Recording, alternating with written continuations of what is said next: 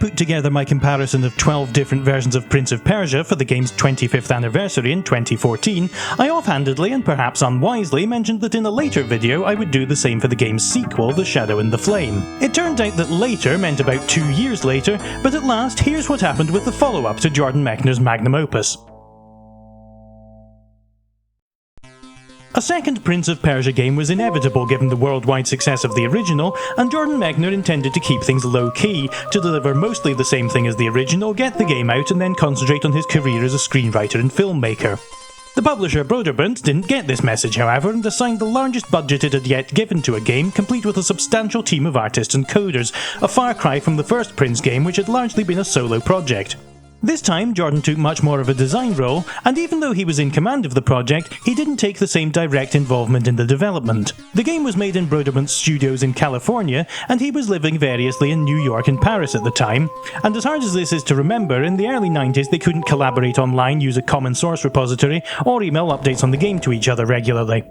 Instead, Jordan wrote a very large document referred to as the Prince of Persia 2 Bible, which the programming team more or less followed to bring the game to completion. So after a couple of years in development, Prince of Persia 2 was released for the PC in 1993, and once again this was the version that I grew up with. You can instantly see the budget difference. The dull dungeon walls have been replaced with detailed tiles and varied scenery, and many locations have full-screen background artwork on top of that. The artists chose to go with the Mac design for the prince, with his red coat and impressive blue turban, and he sports even more animations than he did before. A notable addition from the first game is the ability to crawl along the ground, replacing the weird bunny hop that the prince used to have to do. He'll automatically drop to a crawl when he needs to get through a low tunnel, or when circumstances otherwise dictate that walking upright would be something of a bad idea. Another new mechanic is the ability to draw your sword at will. In the original game, the prince just did this automatically whenever he was faced with a guard.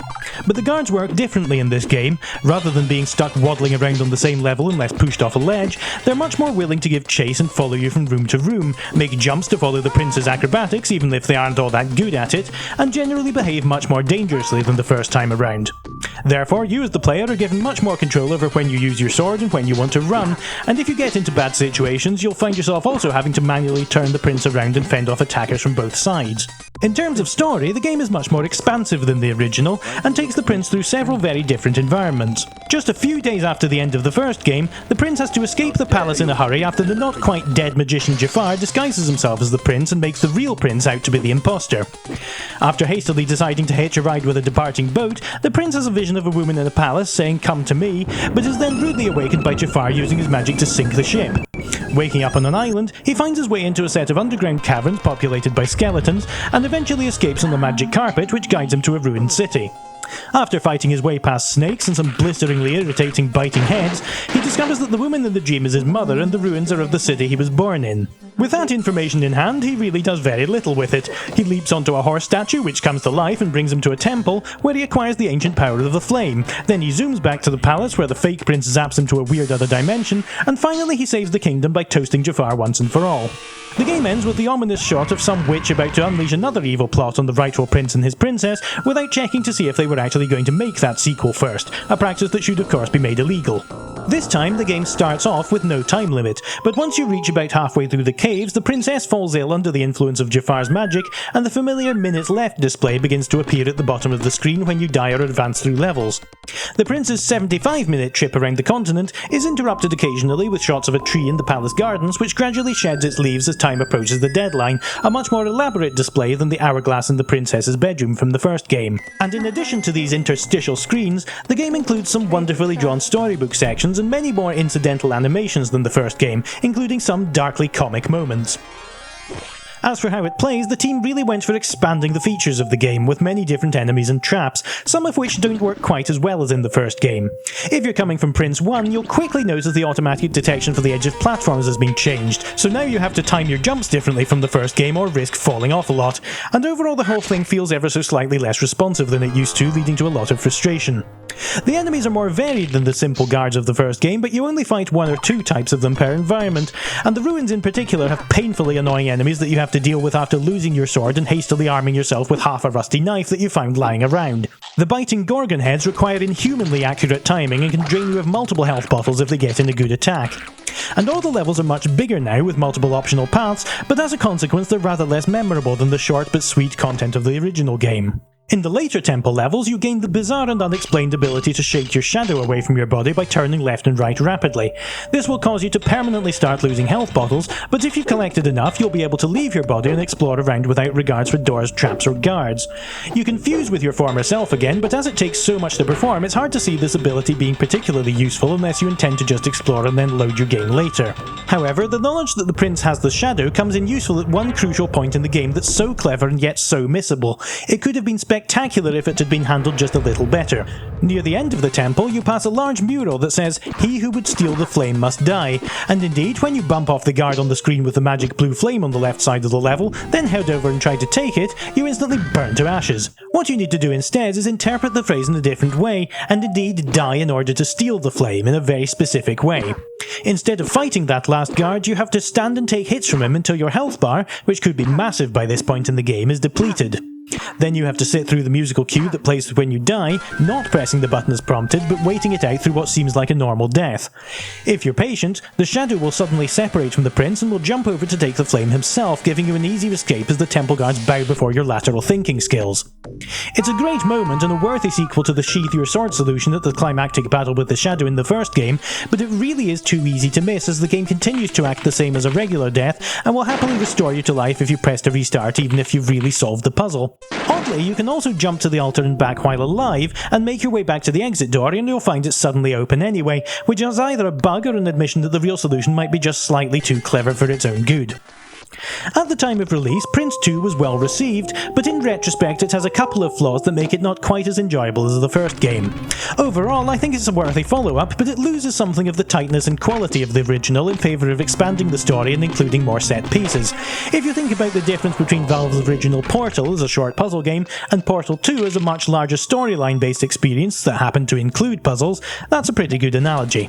In just a couple of years since the manic porting bonanza of the original game, the list of systems to which it was relevant to port games had changed dramatically as DOS had taken much greater hold as the dominant platform for computer games. This time there were only 5 versions, and technology had advanced to the point where fewer corners had to be cut or customised for them, so they're not as fascinatingly different as Prince 1's ports were. Nevertheless, they each have their own individual personality, so let's make a start by moving on to the Mac version. Once again, the flashy fancy pants Apple Mac users got a very visually impressive copy of this installment, which was handled by Broderbund themselves. Their version of Prince 2 was released in 1994, about a year after the PC version came out, and much like Prince 1 on the Mac, it runs at 640 by 480. This is the highest resolution out of any port and 4 times larger than the VGA DOS version. This time there isn't an option for 1-bit black and white colour, you had to have a machine capable of 256 colours to run this, but if you didn't have that by 1994 there was probably no hope for you anyway. The Prince sprite from the Mac copy of the original game was the one that inspired the new look for the Prince across all the other ports, and the sprite reappears here with the additional required animations for his new moves. The extra resolution, of course, means that all the graphics have been redrawn and both the game and the cutscenes look very crisp and clear. Overall, the Mac seems to have had the most attention paid to giving it a consistent look and feel between Princes 1 and 2, which is unsurprising given the game's roots on the Apple II. The caverns have had the largest overhaul, and they look a lot dingier and less orthogonal than on the PC. Sometimes the effect is even too much, and these levels can appear slightly jumbled and confusing. As for the enemies, they've mostly just been reworked at the higher resolution, but the Medusa heads are notable in that they've been given an entire new look, but they're still equally hateful. As far as level differences go, the only one I noticed was a strange thing in the ruins. This snake consistently moves left and out of the screen at the bottom of the first level of them, so you need to make sure to avoid it as you make your way over rather than just waiting for it to crawl into the corner and out of the picture, and it's hard to tell if this was intentional or not. Another odd minor detail is that the colour of the healing potions has been changed from red to blue, which is confusing because the poisonous potions were blue originally. Those have instead been shifted to be purple, which really isn't very sporting for us colourblind players. In fact, I might also have got those colours the wrong way round or wrong entirely, I don't know.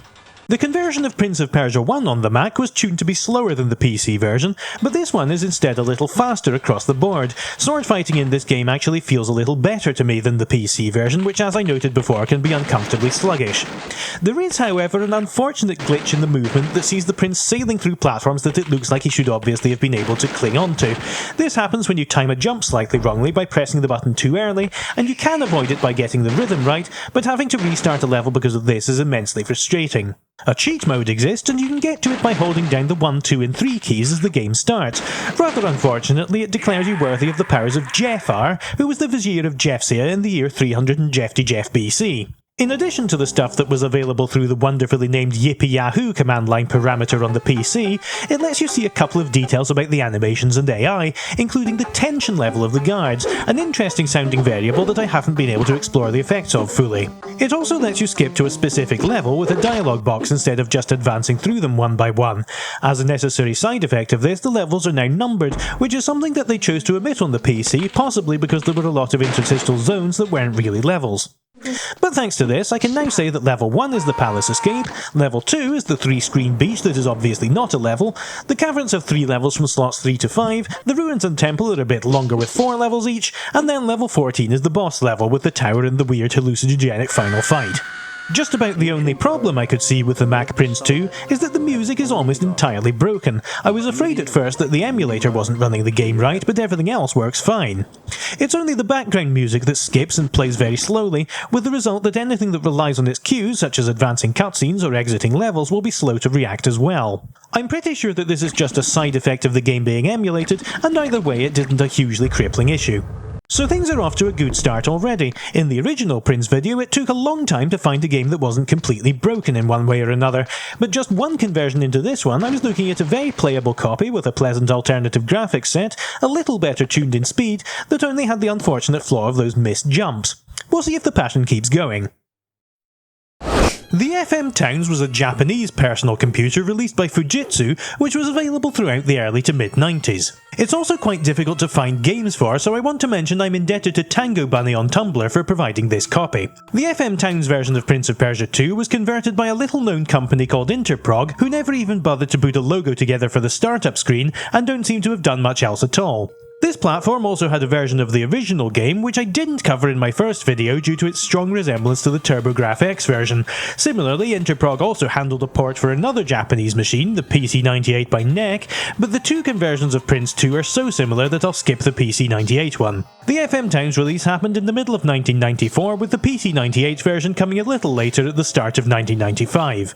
As you can see from the footage, this port is quite a good demonstration of why making a video about Prince 2 is a lot less interesting than making a video about Prince 1. As technology and interoperability between systems had come so far in just the 2 years since the original game, the programmers didn't have to work from the ground up for every port. This one appears to use mostly the same data files, and the CD is even readable on a DOS or Windows machine. Graphically, the game is completely identical, and just about the only thing that I found to say in terms of any differences is that the controls feel a little less forgiving. The skeleton bridge fight in particular is very difficult because the game doesn't give you any leeway. You have to very deliberately put your sword away and turn around to cling on with lightning reflexes, rather than the game forgiving you for just about doing it in time. The music has been touched up as well, and it streams off the CD now. The sound effects are mostly the same, but the cutscenes have been redone in Japanese with higher sound quality than on DOS. Fortunately for the purposes of this video, the people who converted the game provided us with a major point of interest in the form of this options screen. At first, this was something of an obstacle for me, as I had to work out how to start the game without being able to recognise a word of Japanese, and it was an experience like suddenly forgetting how to read. To get over it, I hit on a process that involved a character recognition tool that managed to pull out about half the characters, poring over some tables of hiragana and katakana from Wikipedia, then piecing phrases together by matching them up with symbols that looked just about the same as in this handwriting style pixel font, and then dragging the combined result through Google Translate. With that process, I was eventually able to work out that it was asking me to use a correctly formatted save game disk, and through some more trial and error I successfully guessed the format of disk it required, which for future reference is counterintuitively a 1.2 MB high density DOS formatted disk. Through this ramshackle translation method, I was very pleased to see that the speed throttles from the Japanese computer versions of Prince 1 had been carried over to here. There are separate controls for movement and combat speeds, with 5 being the default and lower numbers being faster. As I mentioned, I always felt the DOS version was a touch too slow, especially when coming from the first game, so it's nice here to have the option of nudging the speed up just slightly, and I find it makes the game more comfortable. There's also an option to set the difficulty level. You can choose whether you start off with 1, 3 or 5 potions, and those 2 health bottles can really make all the difference, especially when faced with the patently unfair biting Medusa head enemies. A sound test is provided and you can listen to the sound effects or go through the game's impressive number of musical cues. You don't quite realise how many there are until they're laid out in front of you, with dozens of unique fast-paced fighting or ambient exploration clips, each with variations for the game's 3 main environments. There's a name entry here, and the game keeps a record of who has the fastest times through levels, which was something the PC version missed the point quite badly on. Unlike the original game, it only records the number of minutes that you had remaining when you finished the game, and so the high score table is a lot less meaningful than it used to be. The last option is also an interesting one. It lets you replay your best runs through the levels, and if you're speedrunning, it's useful for noticing where you went wrong and where you could improve your time. However, as I mentioned for the first Prince of Persia game, the presence of the speed options must surely mess with the competitive timing a bit here. With the presence of all these extras on an otherwise near-perfect conversion, for the first time in a Prince video I've got to admit that this might be better than my benchmark, the DOS version. This port does everything the PC does and more, and the only flaw is the difficulty with the bridge level. Considering the usually diabolical console versions of Prince 1, I had been used to holding the PC as the gold standard apart from the SNES version, which was really a different game. But here an unknown company did a far better job with a Prince game than the vast majority of respected software houses had done just a couple of years earlier.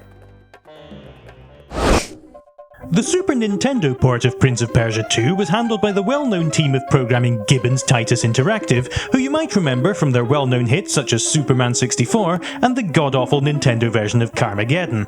So you might be forgiven for not coming in with high hopes here, but at first glance everything seems alright with this version. The game looks approximately the same, the cutscenes are still intact even though they had to be cut down a little to fit in the Super Nintendo's storage limits, and the screens scroll a little to accommodate the aspect ratio. This is annoying because it hides things from you that you should be able to see on one screen, but it isn't really something I'd describe as a crippling problem. Something that I would describe as a crippling problem is that I'm running this video at half speed. Yes, this game really does remove all the frame rate limits, jams the throttle at ludicrous speed and then breaks the handle off, and all for no apparent reason. I promise that this is how it runs, and I don't think it's an emulator problem.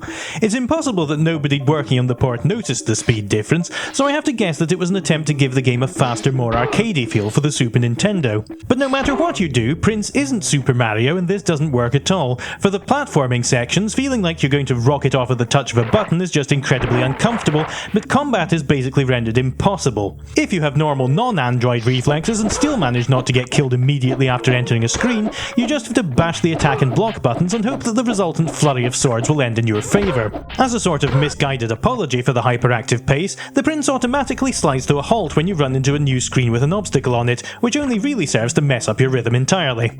There are also a large number of other oddities and annoyances. If I were to list them all, we would be here all week, but nevertheless, for the sake of entertainment, I'll have a try. This game has different music from the PC version's ambient soundtrack, and while I wasn't exactly a die-hard fan of the PC version and would be happy if it was replaced, this version had me pining for it, with this background of strangely instrumented dirges. The sound effects are very inconsistent, with important audio hints such as opening and closing doors being completely missing, and other sounds failing to cue seemingly at random. The graphics have been redrawn to suit the Super Nintendo's palette limitations, and the caves look a lot bubblier, but in general they're pretty close to the PC version. Of particular note though is the ruins section, which is a completely different colour palette, and not a very pleasant one. When first faced with this, it feels a bit like it just went wrong when they imported the graphics and they didn't bother fixing it.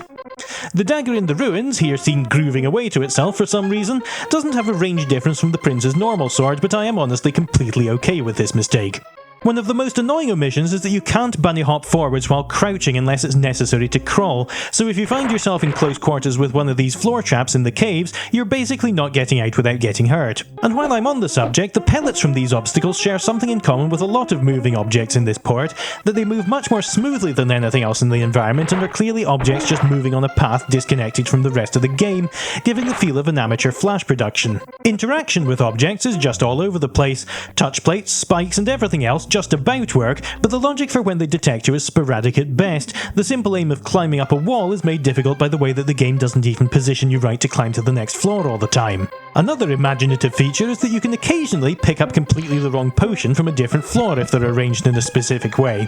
The guards don't retain their state when you leave and re-enter a room, and instead reset to their starting position. Their AI is much poorer, making moments like the horse statue level a lot easier by accident, and the usually formidable eagle suitors at the temple hosting anthropological Capcom 334 BC are the easiest in the game, as I never saw one of them block. Throughout, you get the impression that you're playing something that's barely holding together.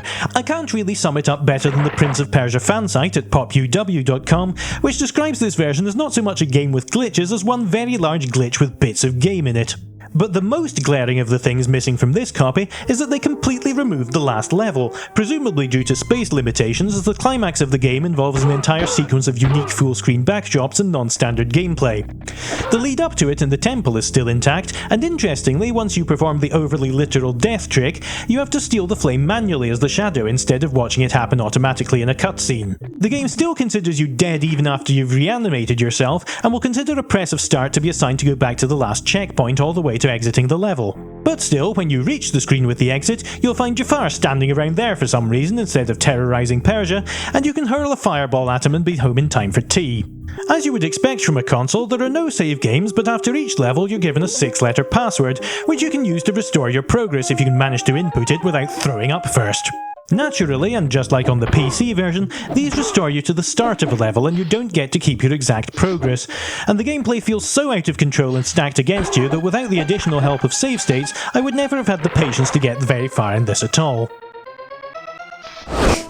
So in addition to the PC version, we've looked at one bad port but two good ones, 3 if you count the PC 98 version, and this is a much better looking ratio of competent to disastrous than the first Prince game enjoyed. An unfinished Mega Drive port of Prince of Persia 2 also exists, and it was written by Microids, the people who handled the Amstrad version of the first Prince of Persia. The logo present in the introduction indicates that it was going to be published by Psygnosis in 1996, but it was never actually released for reasons that I haven't been able to identify. The surviving incarnation of the game is dated February 1995 and is labelled a prototype, but it's much more playable than that term would imply.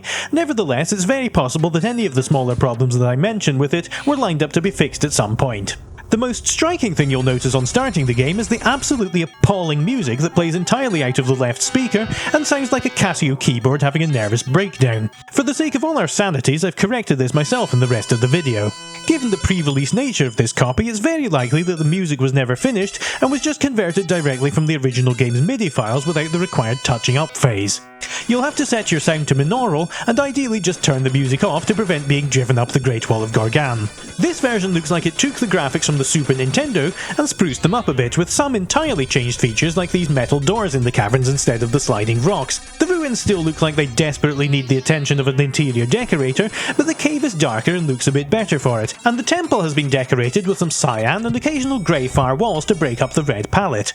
With the reduced colour set, I feel the whole thing looks a bit like what a fictional EGA version might have looked like if it had been done by a developer who knew how to cheat the graphics mode a bit. On the status bar, something a little strange about this version is that the colours of the health bars on the prince and the guards are the wrong way around, much like the American political system. The red bar is now blue, and the bar that's meant to be blue has turned red. However, unlike the American political system, they're functional. The timer stays up all the time on the screen, being a constant reminder instead of just appearing at 5-minute intervals, and at first I thought it was broken, but it just stays at 75 minutes until you reach halfway through the caves or so, which matches the behaviour on the PC. At this stage in the game's development, some of the cutscenes had been ported over, but most haven't. I never saw the cutscene where the timer actually starts, with the princess discovering Jafar and the tree that indicates your time remaining, but the introduction and story after level 1 are there, even though the boat scene badly alters the story here in its reduced interpretation. One interesting difference is that they made the flying carpet far less malicious, and the prince jumps off it to safety instead of it suddenly whisking away and dumping him on the ground, possibly because this didn't require an extra animation. And after the temple, the prince rides through suitably dark and stormy skies instead of the ideal day for a picnic that features in the PC version, but things have brightened up again once he gets back to the palace. As for gameplay differences, there are a couple this time around. One is that you can't destroy the pellet shooting traps in the caves by dropping tiles on them. This was also true in the SNES version, but that was so broken in every other respect as well that I didn't think to mention it. The stones in the quicksand on the desert island have been maliciously altered, and you now need to perform a jump to get onto them. And there's also the unfortunate issue that it's completely impossible to beat the horse statue level. The statue doesn't have its own unique room, and is instead being put on what was the last screen of the tile bridge, with a wall in the way to block your progress to the left. The tiles on the third screen of the bridge, which is now the last, don't leave room to make the running jump you need to reach the horse. This is something that would obviously have been caught in later testing, but as it stands you have to enter a password to reach the temple levels. One that works is THQBV. However, leaving these problems aside, there really isn't a whole lot wrong with the Mega Drive version. I wasn't expecting much given its unfinished state, but it's playable and even makes a couple of small improvements. In the ruins, tunnels are always visible instead of being revealed when you crouch down next to them, which is much better for this room in particular because you need to find the tunnel to progress, and in most versions it's completely hidden behind the semi-isometric wall. Again, I have to bear in mind that hiding the tunnels might have been something that they intended to actually implement later, but I think it's a better choice as it is. With the exception of the issue with the horse statue level, I can't think of any big problems it has that the PC version doesn't, and it's greatly to Microid's credit that this work in progress is already much better than the allegedly complete shamble heap that Titus glued haphazardly together. Another game called The Shadow and the Flame also exists, which is a 2013 mobile title by Ubisoft, which is loosely based on the game we've been looking at. I didn't record footage for this because it's so far removed from the actual Prince 2, and maybe also because the equipment I need for recording from iOS is packed in the bottom of a box somewhere ready for a house move, but I did give it a brief try and it's okay. The levels are much more open and built to accommodate running and fighting, as the touchscreen controls can't really come close to the precision the original game would need. It's interesting to see how they adapted the story though, and even reintroduced elements from the Prince 2 Bible that got left out of the 1992 game, such as arrows raining down on you from the parapet as you make your escape. Being a mobile game, it is of course riddled with in-game currency wank, with you earning coins slowly for actions throughout the game and alternatively able to purchase up to 100,000 of them at once for $99 if you're an idiot with no concept of money. You're given the opportunity to spend these coins on potions to increase your maximum health or revive yourself after death, or to buy new swords, all of which seem like cheating because they're options that the Prince of the DOS version noticeably didn't have when he was stumbling around the ruins armed with a rusty steak knife, having every part of his body nibbled on by snakes and floaty heads. So after playing through all of these, I think I'm in a better place to give my overall thoughts on Prince of Persia 2. The video I made about the first game was largely about how great the DOS version was and the ways in which most of the other versions completely failed to live up to the name, with even the original and wonderfully programmed Apple II version running slightly up against the limits of the hardware it was running on. This time though, all the conversions, with the exception of the Super Nintendo one, easily stood on about the same level. Part of this was the reduced number of platforms and the increased ease of porting the game to them without having to cut corners, but every team that made the effort to port the game correctly deserves credit, apart from Titus. However, I think another important part was that the game had slightly less far to fall than the original did. I don't want to sound pessimistic, it's still a pretty good game, and after playing through it 5 times in slightly different environments, I'm beginning to get a feel for the personality of each individual level as well, but I can't avoid the fact that it definitely does not have the perfect controls that made the DOS version of the first game so special. You'll most feel the difference when you're sword fighting with enemies where the block button is so much less responsive, and when trying to line up your jumps, and as controls were the major thing that so many of the console versions of the first Prince fell down on, is less irritating than it used to be when the ported copies don't quite get it right either. I always find it fascinating to read design documents about the early intentions of DOS-era games because they're something we so rarely got to see at the time, and the Prince 2 Bible gives a lot of insights as to the approach for the game as well as things that didn't make it in. For example, I had falsely remembered the tiles on the desert island to be the copy protection, and according to the design this is exactly what it was meant to be, getting you to jump from tile to tile in a sequence according to the manual. However, somewhere along the line this was dropped and the tiles became a strangely out of place just don't jump on this obviously different bit puzzle, and a separate copy protection screen was added immediately following it. I would personally have liked to see more unique puzzles like this instead of for the idea to show up once in a half-baked way and then disappear. However, even though some parts like that got skipped over, Prince 2 is admirable for not just repeating Prince 1 and coming up with so many new elements to add to the mix of platform puzzles in the original game.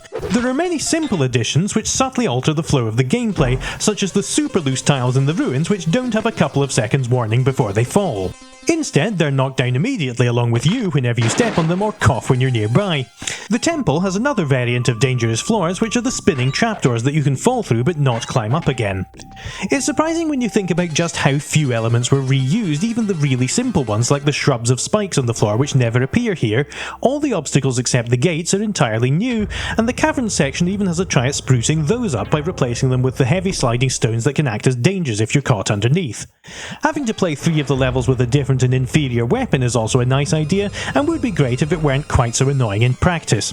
The enemies are also much more varied than the guards of the first game, and the only things you might call standard enemies are right at the start of the game and in the temple onwards.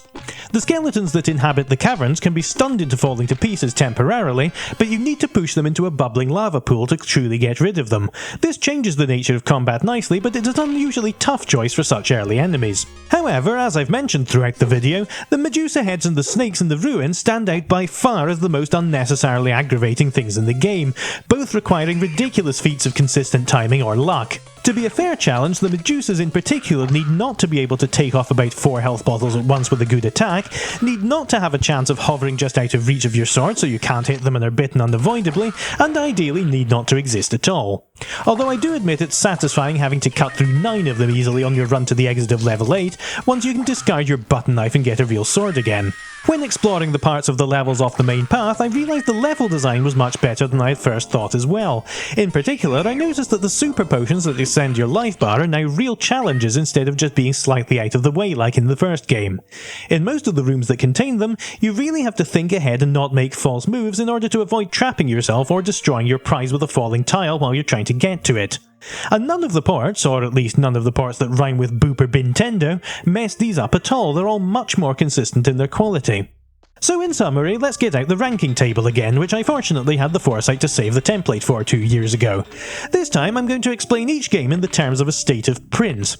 The DOS version is my benchmark, and it's appropriate that it's represented by a standard prince who does what you need him to do, even though some of his fashion choices are a bit weird. Interprog's conversion for the FM towns lies above that, taking the prince and enhancing him with magic blue flames and maybe some laser breath and x-ray vision as well. The Mac version lies somewhere between these two, a little more nimble and flashy, like a prince in mid-jump. Meanwhile, the Mega Drive version has the bits of a more or less complete prince that hasn't quite been assembled yet, and the Super Nintendo one is just a stain on an expensive carpet the prince is reduced to after flying it straight into an iron grate. So that was Prince of Persia 2, an ambitious sequel that expanded the same formula into a greater story, but didn't quite have the same pitch-perfect magic that the original did. And as I learned, this time it paid to look beyond DOS and onto a Japanese computer for the best experience. I hesitate to make any promises as to any future videos this time, because they took a lot to put together, but if you're interested in what I have to say about any heavily ported game, leave me a comment and I'll do my best to get to it at some point in the next 50 years.